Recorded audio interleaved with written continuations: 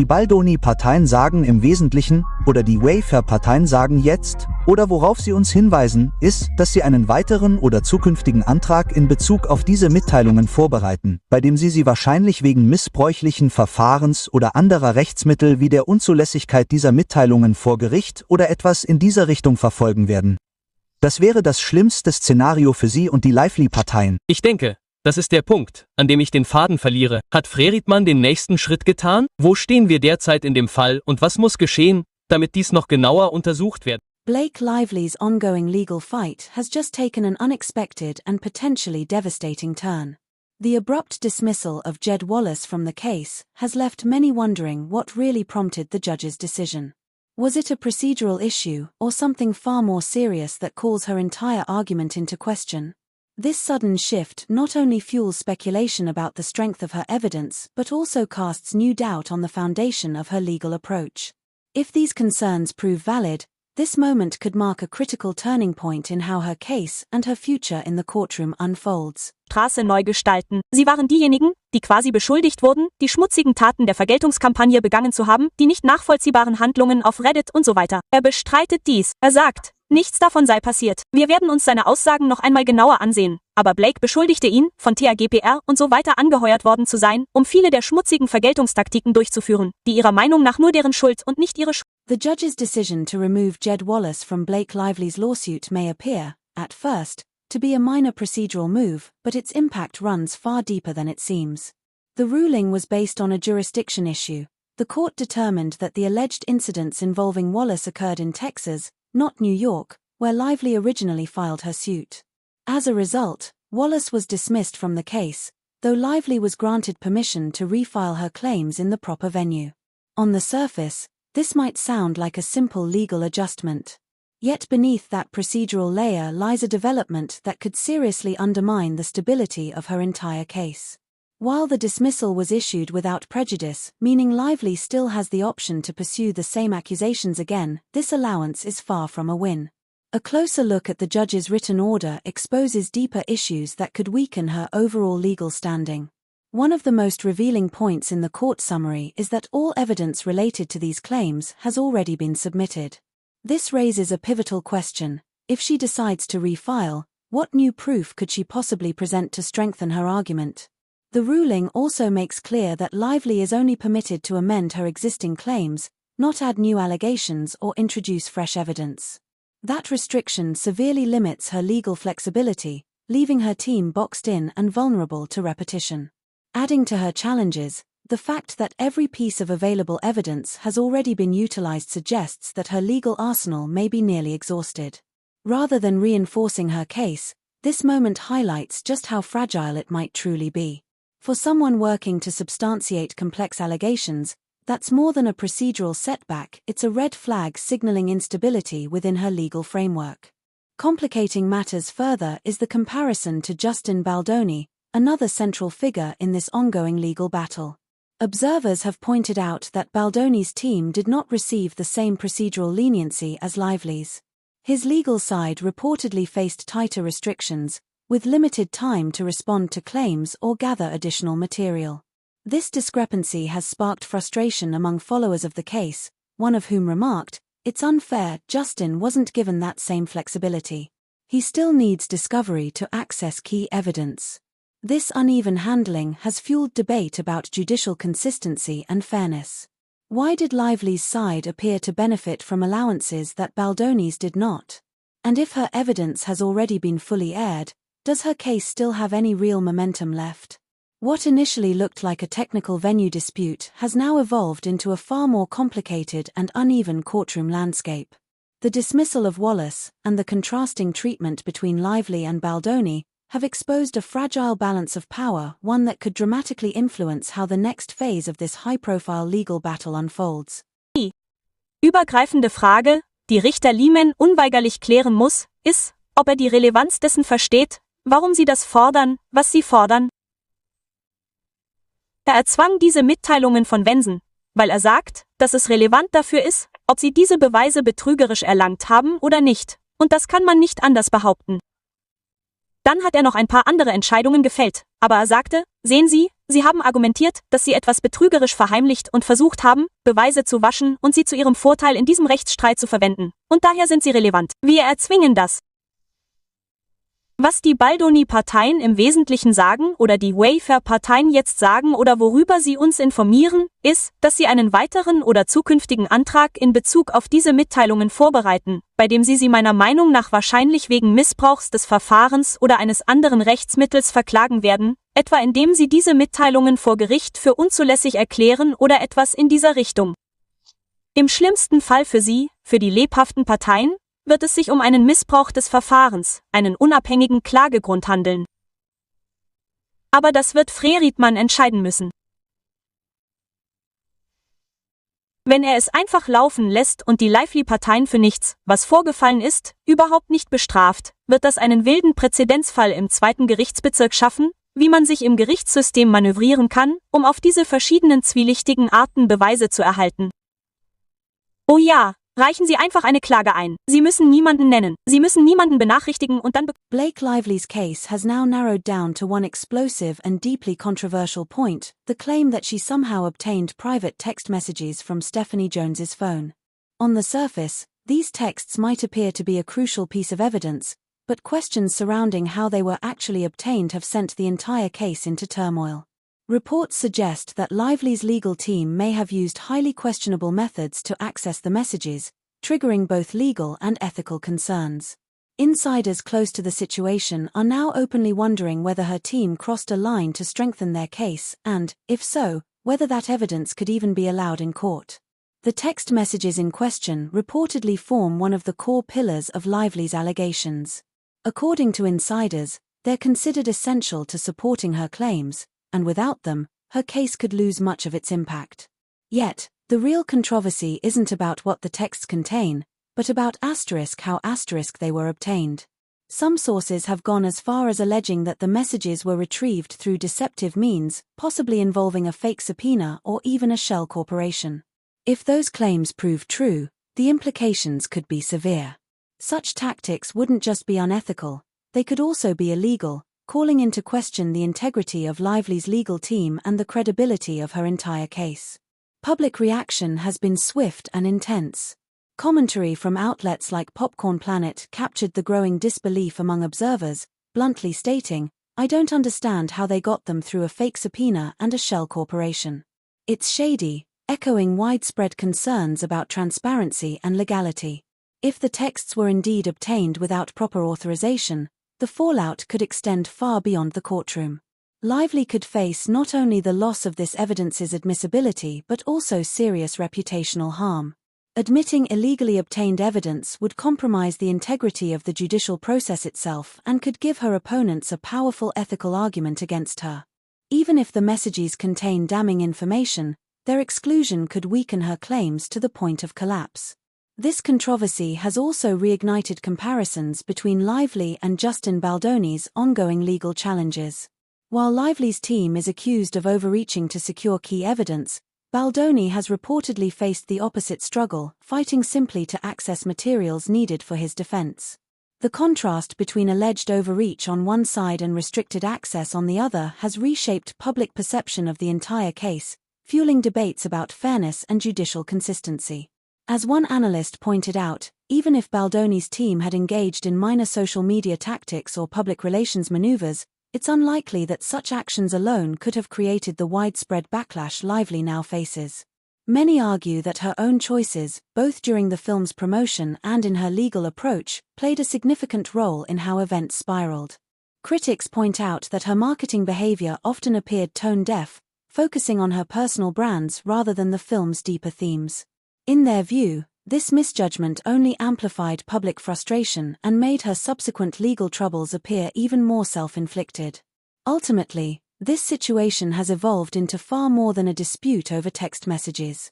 It's now a complex legal and reputational battle, raising serious questions about ethics, credibility, and public accountability.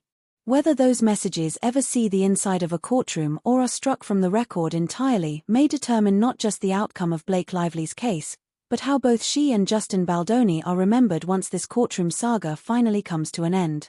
ich das wirklich? Ich bin ehrlich, ich glaube es nicht. Diese Vorstellung, dass er keine Ghost-Accounts erstellt hat, um sozusagen andere organische, echte Beiträge zu verstärken, erscheint mir albern. Ich verstehe, warum Sie versuchen, das nicht zuzugeben, denn genau darauf beruht die ganze Sache. Aber für mich persönlich wäre die Definition von Vergeltung und Verleumdungskampagne, Dinge zu verbreiten, die nicht wahr sind. Es wäre der Versuch, negative Narrative zu schaffen, die nicht realistisch sind. Und davon habe ich nichts gesehen. Ich habe nichts davon gesehen, als ich darüber berichtet habe. Daher fällt es mir schwer zu glauben, dass er nichts getan hat. Das sagt er. Ich weiß nicht. Was denkt ihr? Aber selbst wenn er ein paar dieser kleinen Dinge getan hätte, hätte es sich niemals zu dem entwickeln können, was es getan hat, ohne die natürlichen, aufrichtigen Reaktionen der Menschen auf Blakes Aussagen und ihre tatsächlichen Taten.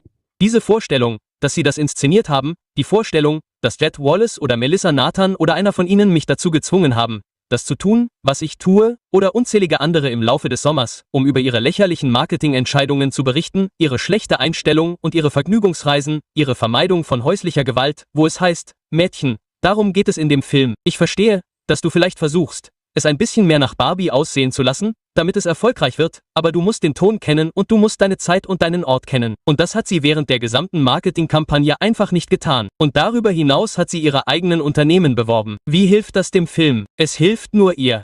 Das alles war also unsensibel. Es war falsch. Und man kann es Jed well. Justin Baldoni's growing frustration with the direction of this legal saga is becoming impossible to overlook, and many believe he has every right to feel that way.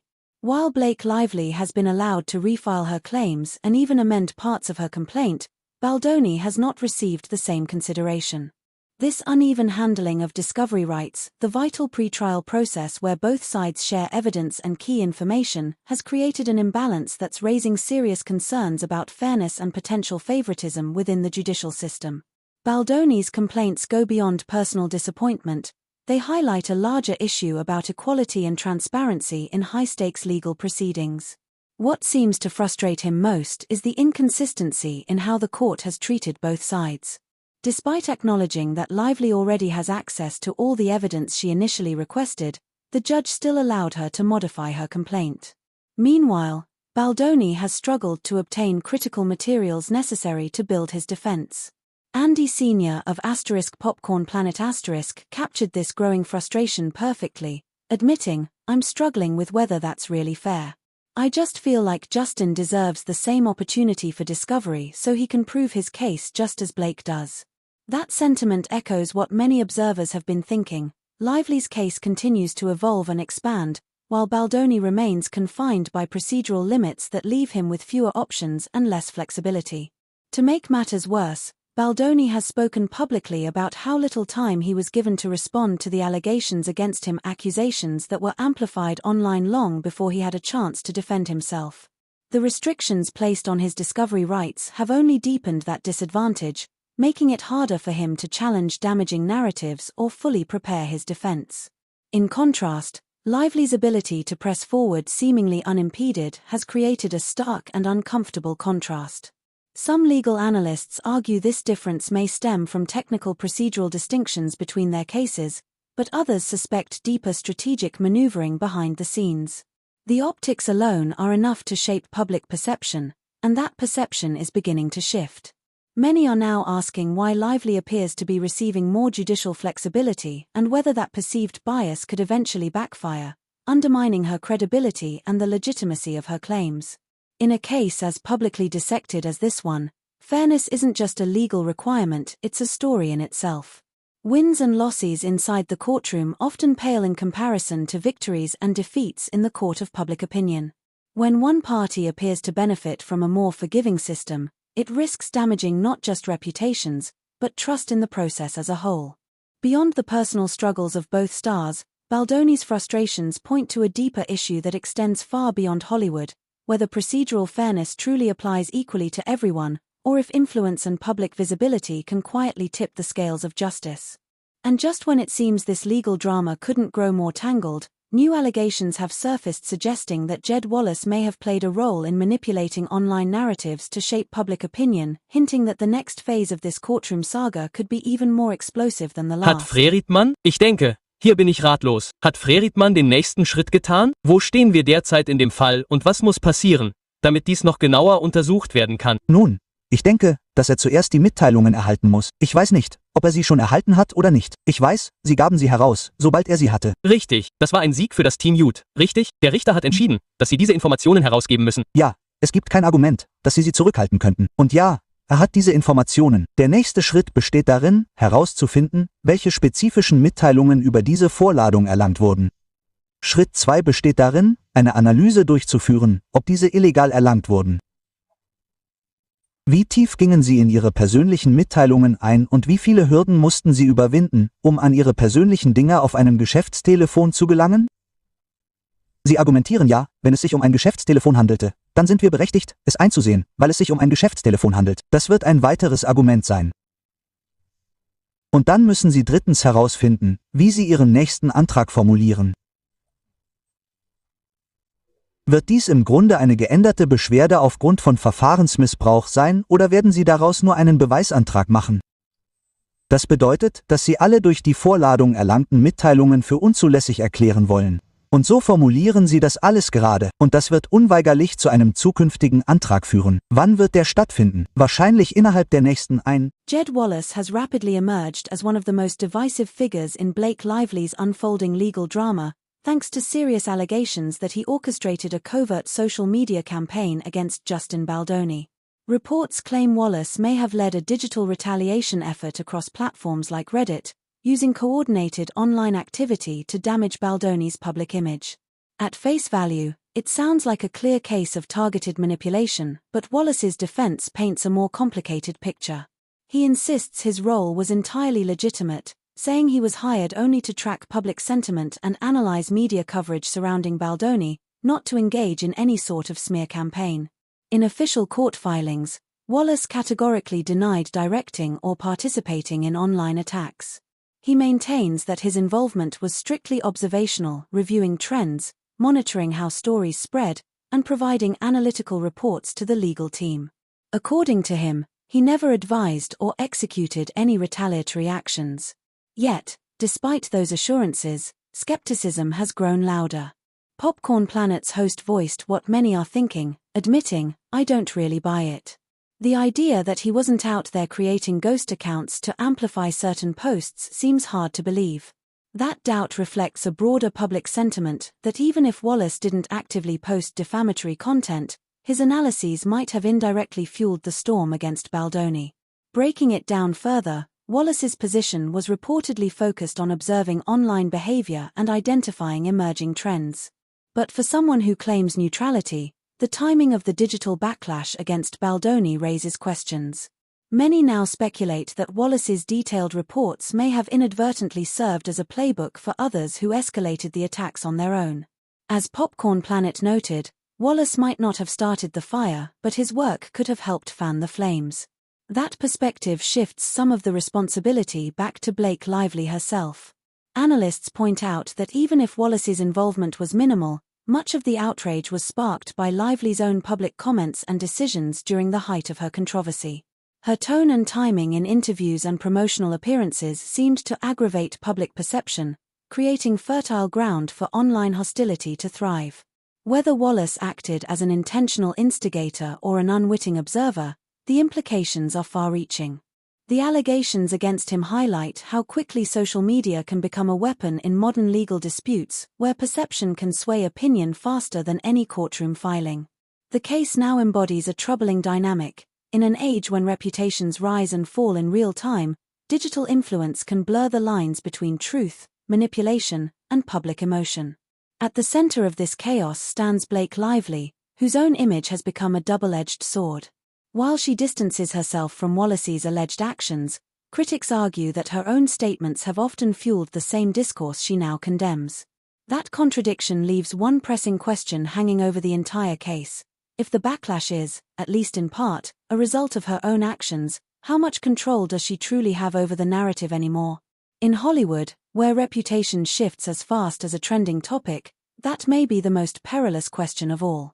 Ich stelle mir vor, dass Bryan Freedman und Justins Team das auf dem Radar haben müssen, um sicherzustellen, dass sie das richtig einschätzen. Ich könnte es mir vorstellen. Ja. Ja, nein. Ich glaube, das ist schon seit ein paar Monaten auf seinem Radar. Ich meine, eigentlich schon, seit wir von der Van Chem-Sache erfahren haben. Nun, Lee Mann war bisher nicht wirklich Team Justin, wie es scheint. Er hat Blake viel darüber gesagt, wo diese Position eintreten wird. Das alles gerät immer wieder ins Wanken. Bemerkt ihr das auch jetzt noch als Content-Ersteller? Es gibt da einen, bei dem es nicht so aussieht, als wäre er zu irgendjemandem freundlich. Außer er kommt Blake entgegen. Siehst du das auch so oder hast du das Gefühl, dass er fair ist? Wie ist deine neutrale Perspektive dazu? Ich habe das Gefühl, dass er, wissen Sie, die lebhaften Befürworter bevorzugt und den Freedman-Parteien gegenüber unfair ist, aber ich denke, dass Freedman sich viel davon selbst eingebrockt hat, durch seine anzüglichen PR-Machenschaften, die er herausgegeben hat, die ganze Sache mit Beweisstück A, die ganze Sache, in der er eine eidesstattliche Erklärung geschrieben hat, in der er sie im Grunde des Betrugs beschuldigt hat und die auf der Tagesordnung stand und von der Tagesordnung gestrichen werden musste. Wenn man es einfach subjektiv betrachtet und diese beiden Dinge außen vor lässt und sich ansieht, wie er über einige der Beweismittel entschieden hat, war er ziemlich unparteiisch. Es reicht nicht zu sagen, dass er jetzt schon die eine oder andere Seite bevorzugt. Ich denke, er war ziemlich fair. Ich denke, dass das Van Xan-Urteil, das diese Informationen erzwingt, ein schwerer Schlag für die lebhaften Parteien war. Ein riesiger Schlag für die lebhaften Parteien. Und die ganze Sache mit der Zeugenaussage, ich weiß, die Leute sind aufgestanden und dachten, oh, das ist nicht fair. Sie bekommt einen Heimvorteil. Wenn ich eine Zeugenaussage mache, ist es mir egal, ob ich das in meinem Büro oder in ihrem Büro mache. Sie werden trotzdem ins Kreuzverhör genommen. Ich werde sie trotzdem aussagen. Es ist mir egal, ob ich nicht auf meinem bequemen Stuhl sitze. Ich bin schließlich da, um meinen Job zu machen. Sie wollen also einen Heimvorteil? Gut. Und ich denke, aus Freedmans Sicht könnte man sagen, sie beantragt diese Schutzanordnungen und das wird möglicherweise zu anderen Dingen führen. Wir müssen die Zeugenaussage einfach hinter uns bringen. Sie versuchen möglicherweise, die Zeit zu überbrücken. Machen Sie es einfach in Ihrem Büro. Also, jetzt gibt es für Sie keinen Raum mehr, um zu sagen, hey, das ist unfair. Sie versuchen, mich auszunutzen. Sie versuchen, mich in Ihrem Büro fertig zu machen. Sie versuchen, Mitarbeiter des Werks in die Aussage zu verwickeln, um mir Unbehagen zu bereiten. Sie sagte, schau, wir machen es dir so bequem wie möglich. Jetzt hast du keine... Blake Lively's growing involvement in this escalating legal storm isn't just influencing the outcome of her case, it's reshaping her reputation across Hollywood, and not in the way she likely intended. As more details emerge about her legal approach, a chorus of criticism from prominent commentators like *Popcorn Planet *, Emily D. Baker *, and *Molly Golightly * has only grown louder. Each has pointed to specific decisions they say blur the lines of ethics and strategy, with one move in particular drawing near-universal backlash, the decision to issue subpoenas against online creators. What was meant to appear as a show of legal control has instead been perceived as intimidation. Critics describe the tactic as overly aggressive, unnecessary, and out of touch with the public mood. Legal analyst Emily Baker didn't mince words, calling it a terrible look, while Molly warned that the approach is the kind of legal move that's going to blow up in their face. Together, their perspectives paint a picture of a celebrity whose legal team may be prioritizing image management over genuine justice. Popcorn Planet took the critique even further, labeling Lively's actions shady and deeply frustrating. They noted a striking irony: her team's behavior, they argue, mirrors the very tactics Lively has accused Justin Baldoni of using. One host summed it up bluntly: there are so many points along the way proving they're being just as dirty as they're alleging Justin is. That perceived hypocrisy has become a major driver of the backlash, with many questioning whether Lively's legal fight is about accountability or control. The timing couldn't be worse. Lively's public image was already under strain, and these latest developments have only added to the perception that her priorities are misplaced. Popcorn Planet highlighted one particularly telling example: her decision to promote her own brands during a film press tour about domestic violence, a move critics called tone-deaf and self-serving. The remark cut deep because it tapped into a growing belief that Lively's choices seem more aligned with personal branding than genuine advocacy. As her legal troubles and public missteps pile up, the tide of public sentiment appears to be turning sharply against her. Meanwhile, Justin Baldoni seems to be experiencing the opposite effect. Once positioned as the antagonist in this legal drama, Baldoni has quietly gained sympathy from fans and even support from notable figures like James Brolin.